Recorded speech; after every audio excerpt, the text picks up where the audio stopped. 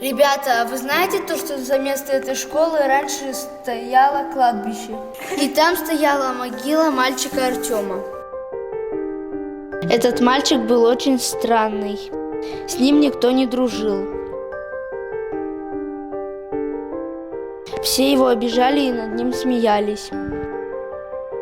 В один день этого мальчика не стало.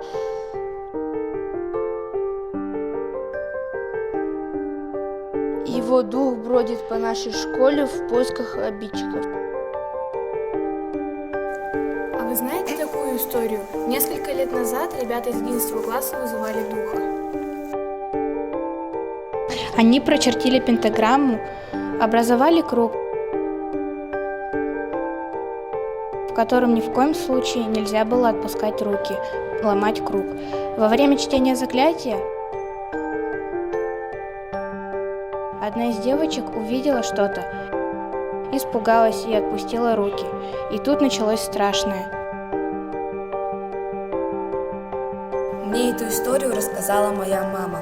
Жила девочка Изабель, и у нее был кулон.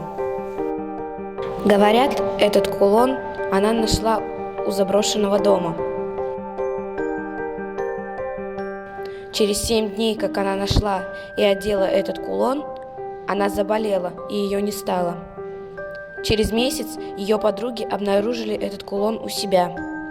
И ровно через 7 дней они заболели.